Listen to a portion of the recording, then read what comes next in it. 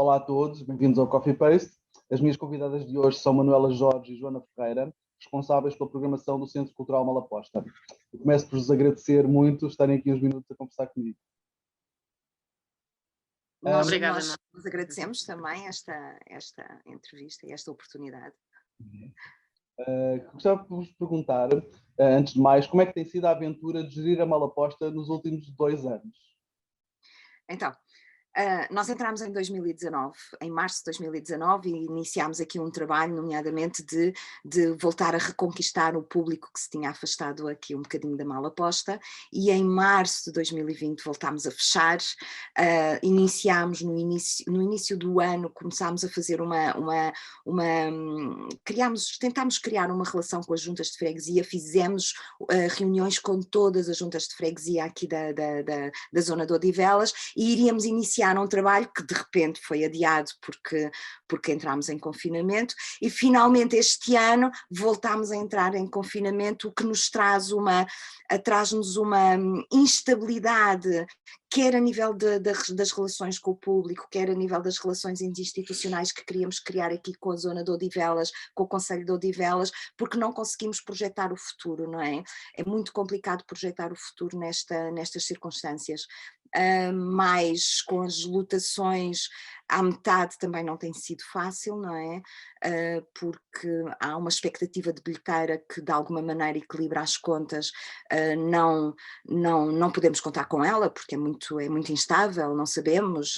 De uma sala de 159 lugares passamos para uma sala de 81, de uma sala de 70 passamos para uma sala de 35, portanto isto é muito complicado aqui neste espaço que tem várias salas, mas todas elas são pequeninas. Portanto, um corte à metade é um grande corte mesmo. Sim, e também nos cria uma outra questão que tem a ver depois com uma estratégia de programação que se perdeu completamente com estas interrupções, porque depois com os reagendamentos tem a ver com a disponibilidade depois também dos grupos e dos espaços aqui, das nossas salas também, e portanto tudo isso depois perde-se bastante, não é? Acaba por ficar uma não estratégia, não é? Exato. Pronto, exatamente essa era a minha próxima pergunta, era quais são as linhas que caracterizam a vossa programação, sendo que teve que ser alterada a força da pandemia? Este ano, particularmente este ano, por causa da situação do confinamento e por causa disto que a Joana acabou de dizer, a nossa estratégia é uma quase não estratégia, não é? Conseguimos manter o ciclo do território, da dança, neste caso o ciclo da dança, que tivemos depois de o espalhar ao longo do ano, ele estava mais concentrado, tivemos que o espalhar ao longo do ano, conseguimos manter o ciclo da voz intacto num outro mês. Por exemplo, tínhamos as comemorações do Dia Mundial do Teatro, que já é o 2º ano que não conseguimos fazer, vamos fazê-las deslocalizadas.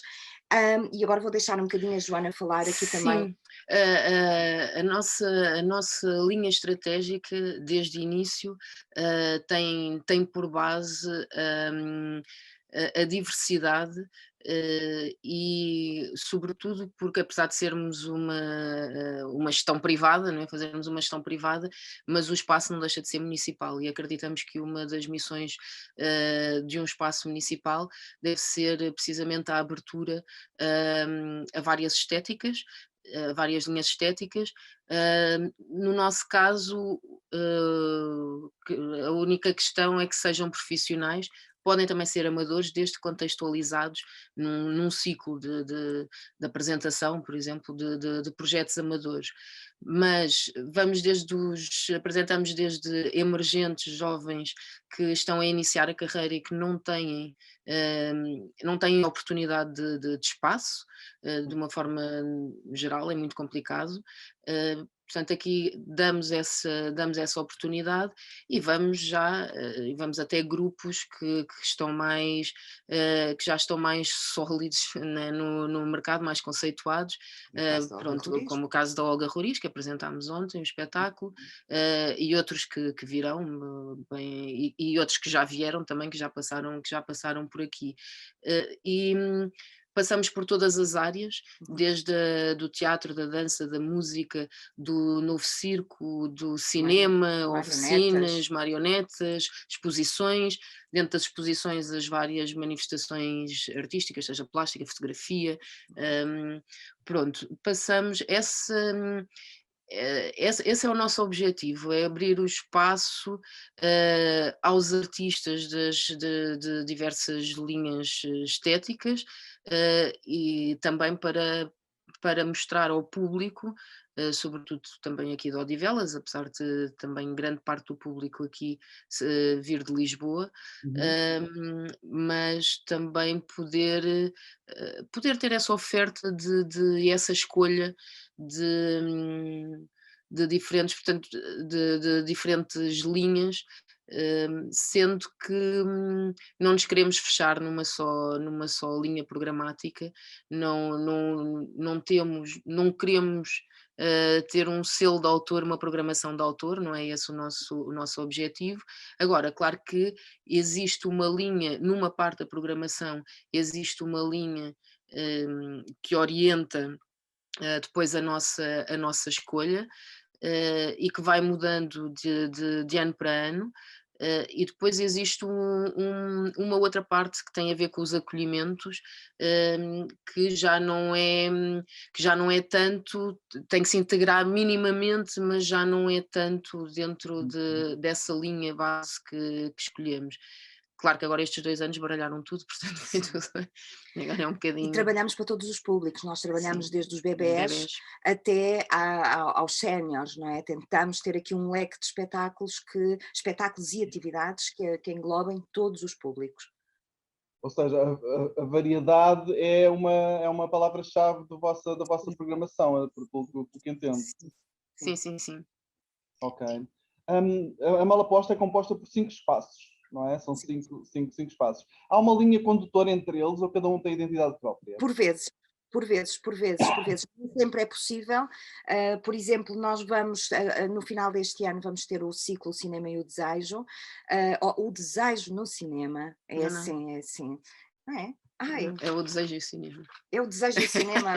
Ainda não acertámos com o título. Sim, mas quem é o curador deste ciclo é o Filipe Raposo, e ele vai abrir com um cineconcerto aqui no auditório e vai fechar com outro cineconcerto no auditório, que vai fechar, portanto ele começa em setembro, vai haver várias atividades de cinema que estão todas relacionadas com este ciclo, depois fecha com este cineconcerto e mais 2 filmes que vamos passar também aqui no auditório, e em novembro ainda vamos ter, por exemplo, Os Amigos Imaginários, mais um filme de João César Monteiro e um filme do Pedro Costas, que têm todos a ver com este ciclo, com este cinema, o desmontar do cinema, oficinas de Foley. Portanto, nós tentamos que de alguma maneira todos os projetos se integrem uns nos outros. Quando não é possível, não é possível. Também não é por causa disso que... Sim, e neste caso, por exemplo, há 3 salas que vão ser usadas, é o auditório, a Black Box para a oficina Foley e a sala de cinema, e são usadas dentro, portanto, para estas atividades. E o auditório. Foi o que eu disse primeiro.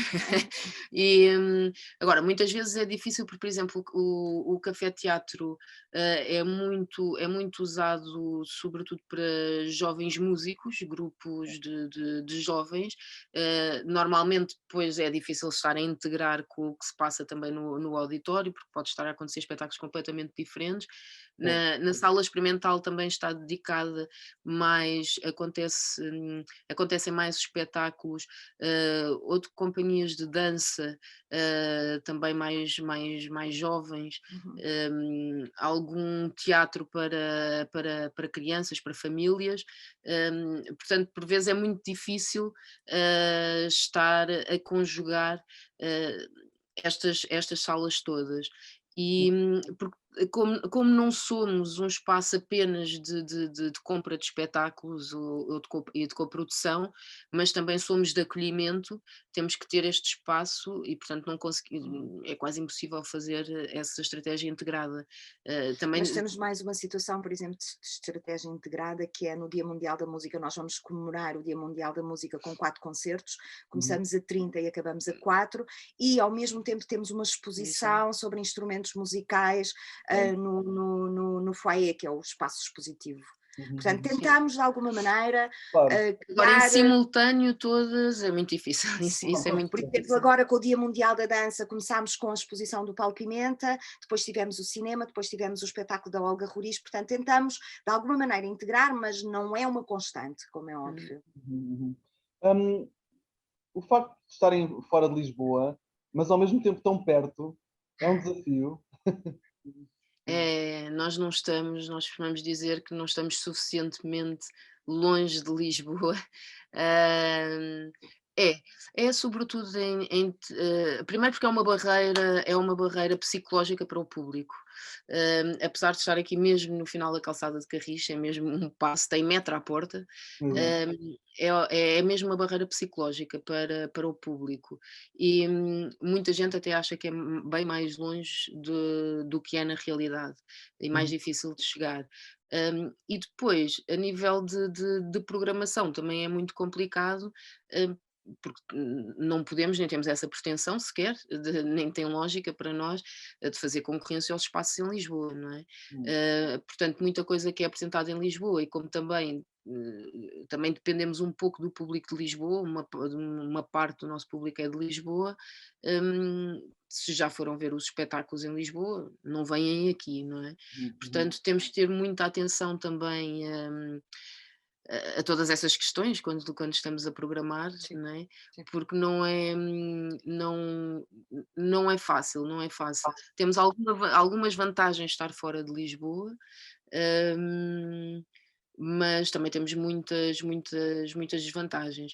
Temos um espaço que efetivamente a esta dimensão, a esta escala não existe em Lisboa e que serve é deficitário para algumas, por exemplo, para música, para concerto é pequeno, ou para espetáculos que sabemos que poderia trazer mais público é pequeno, mas depois temos várias salas de várias dimensões que servem vários criadores. Nós temos muitas residências, temos muitos ensaios aqui, não necessariamente depois de espetáculos que apresentamos aqui, mas que nos solicitam porque não existem salas desta dimensão disponíveis em Lisboa. Nós com 5 espaços conseguimos de alguma maneira gerir esta... Pronto, serve muito bem a dança, serve muito bem o teatro. Pronto, às vezes o Novo Circo já é complicado porque temos de ter o auditório disponível, porque tem a ver com suspensões, pronto, tem a ver com o material e equipamento que utilizam. Pronto, tem umas vantagens e tem umas desvantagens, mas é difícil, sobretudo, eu diria que é sobretudo a barreira psicológica no público para se dirigir e mesmo aqui. nos próprios artistas também sentem, espera aí, Odivelas, mal aposto, onde é que é isto? Ainda ontem houve um comentário, afinal isto é aqui tão pertinho, não é? Há de facto esta barreira psicológica, sempre houve, eu acho que sempre houve, não é de agora. E para terminar, peço-vos um desejo para as artes, para os tempos mais próximos. Dotações completas. Sim, uma coisa não utópica seria essa. Sim, dotações completas. E que o Estado, o nosso Estado, invista de facto numa área que é tão importante para a nossa educação, para a nossa personalidade, para o nosso ser. Sim, e numa política cultural séria de educação de públicos, de implementação de hábitos, e para isso também tem que existir apoio à criação, como é lógico, e aos espaços, sim, mas tem que haver essa vontade política que até agora ainda não foi suficiente. Manuela e Joana, muito obrigado. Foi um gosto falar com vocês. Obrigada a nós, Pedro. É um prazer. Até à próxima. Até à próxima.